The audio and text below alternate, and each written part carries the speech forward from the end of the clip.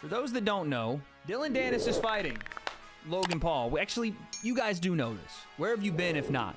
You're as gone in the wind as my hair is. Dillon is fighting Logan, hopefully, on October 14th. There's been some rumors about pullouts and him not showing up, but he also answered some questions for himself. He was on DAZN reacting to KSI Logan Paul 2. And my question is, has Dillon ever seen Logan fight? I've been saying this because he doesn't seem like he has a lot of info on Logan. He says Logan just throws a big right hand, and he's gonna gas, which could actually happen, but it doesn't feel like Logan's ever been on his radar as far as actually watching the fight. It feels like Dillon just, again, like a lot of his contracts, lawsuits, and other things, just kind of gives it to his management and doesn't really pay attention. I need to find out if Dillon can throw his hands and make Jake defend his Logan brother.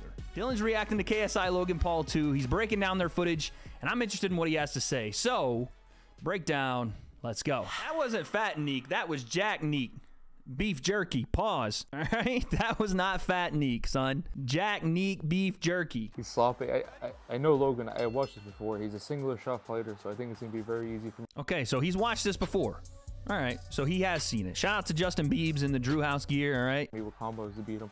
He doesn't throw in combinations. He throws singular shots, and he looks for the clinch, and I'm very good in the clinch. So I think it's going to be my game in there.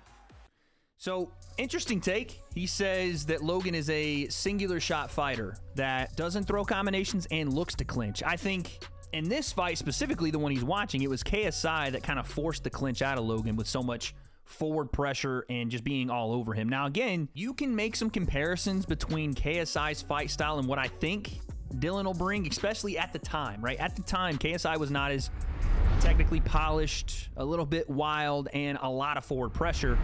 The big difference is KSI had ridiculous power to hurt Logan, whereas I don't know that Dillon has that. And that did put the fear of God in Logan to a degree that he did not want to throw. No part of the exchanges Logan wanted to engage with, so he did clinch. He clinches a lot, and the clinch is like my territory because of grappling, you know, my background.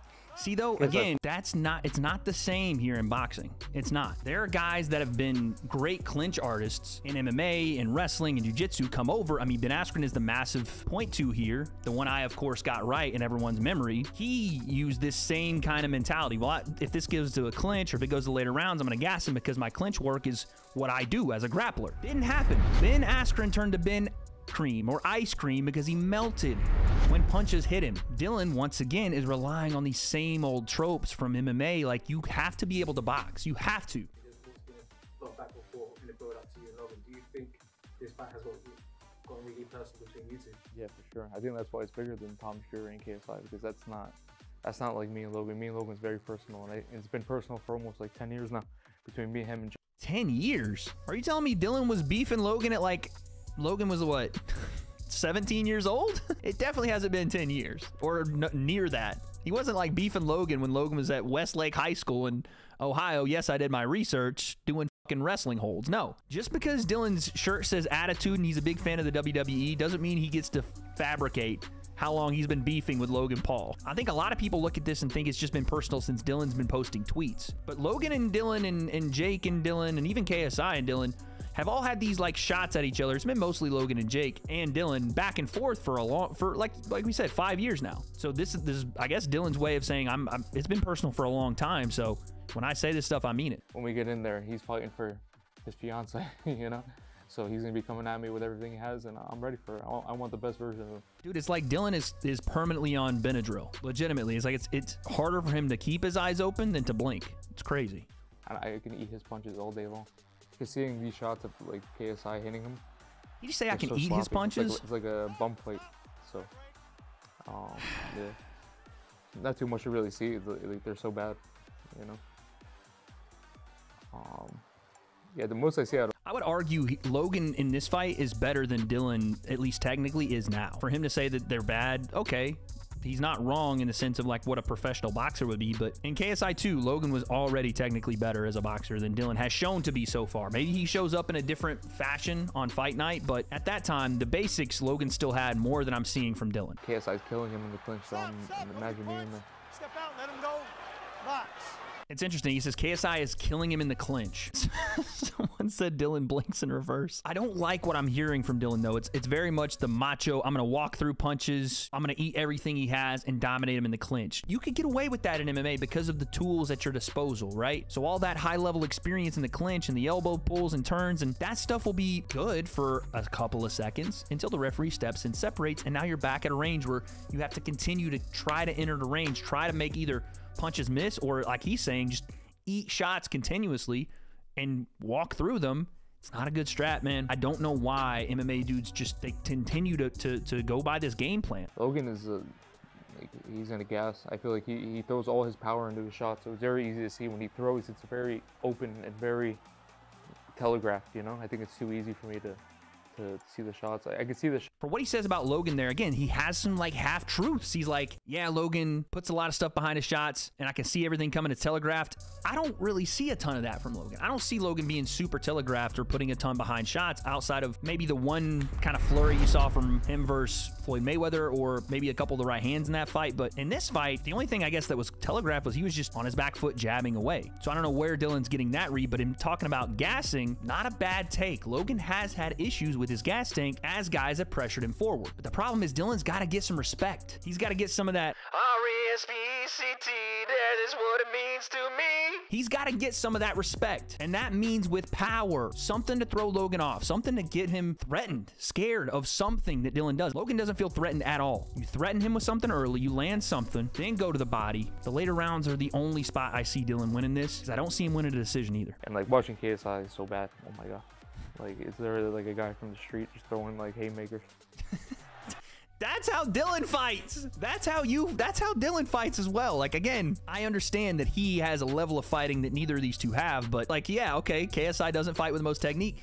Neither does Dillon. And that's a good thing. You better go the Dawn of Queens, New York. Gangster Dillon that had his boy pulling gats behind Logan's head type. I'm talking gangsta. Real gangsta. With a couple A's. Like, it's making me worse watching this, to be honest. I never even seen this fight. And you can tell Logan. Wait, what? You just said 2 minutes ago that you watched this fight. Am I wrong? He throws everything into those shots, and like all the steroids that he takes, he gasses very quickly. And I really hope he tries to clinch me like this, because I might get a hold of his neck and just put him unconscious. I feel great. That won't happen. I can almost guarantee that will not happen. My willingness to walk forward and take a punch, I think he's going to be very surprised. It's not that anybody is surprised by Dillon's willingness to take punches. I think anybody that's been in an MMA fight, that's trained for years and years, we expect you to be tough. But now that we've seen the MMA experience and experiment come into boxing, we expect more than that to beat someone that's trained in boxing. You can't just be tough. So when they come into boxing, where head movement is key, right? And you can bend over all the way. Dillon can't be doing stuff like this, dude. He just can't. Same thing every round. KSI just going crazy. Ball punches. Logan doesn't know how to block it. He's already gassed. It's the second round. Little baby shots. He has no power on his shots. I like that description from Dillon. And honestly, that performance from KSI should give Dillon confidence. But if he sees KSI doing that to Logan already in round 2, and again, like he says, Logan does look like he's already a bit gassed here. But this should give Dillon confidence. Watching KSI dog walk Logan around the ring, doing whatever he wanted, and Logan following up with a couple of jabs and then resetting. Not going to be the same fight, but that's why you should probably watch more Logan's fights after this. Yeah, yes, very heavily he is, yes. We just saw the video that said he's not. Again, I'll show it. Can we get a prediction for the Dillon Danis fight? Dillon's gonna win. Dillon will win. You know, he had the baby. We didn't get to train together, so. What was that? Didn't hear you over the loud music and the 20 girls that aren't your wife standing around you, Connor. What did you say there? You know, he had the baby. We didn't get to train together, so I don't know the ins and outs. Well, damn. Looks like maybe Connor wasn't as big a part of the camp as Dillon's saying, which again, I don't understand why you even say. Just tell it like it is, bruv. You blessed, kid. You blessed. Do you think your gas tank is something that will help you win the fight? I think obviously he gotten better. This is like almost 4 years ago, right? So I think his technique got better, but you can't teach heart. And you can tell he doesn't have heart in this fight. He backs up. He tries to clinch. He tries to, after he gets tired after the big shots, he tries to move around with his hands down in a circle. I think he's going to be walking into my shots very heavily. And if he clinches me, I have a surprise for him. So He has no power on his shots. You could tell. He's like, I'm going to give him a birthday present. Here go 2 more Twitter memes. You know what I'm saying? He's like, here go 2 more for you. I like this analysis, though. This has been the best analysis Dillon's given the entire time. Mentally, Dillon feels he is more willing to go to the dark places in this fight. I don't know if Logan is ready to go back to those dark places, because KSI took him there, especially in the first one. And I've heard this said, Chael Sonnen is the main proponent of it, but when the fight itself becomes harder than you thought, that is the first step toward losing. When someone drags you past your comfortable spot and you've never been there and you're not comfortable going to it, or even if you've been there, like some of these just brutal wars you've seen in boxing and in MMA for years where guys go to their absolute brink, it changes a person. I'm not saying that Logan has ever been to that point, but KSI drug him to deep, deep water in the first fight, and even in the second. Dillon might be onto something there. He might be. But again, it takes more than just a high gas tank and eating punches to get Logan to that point. I've seen amateurs fight better in the gym like this 15-year-old. These guys suck, so I'm not worried about it.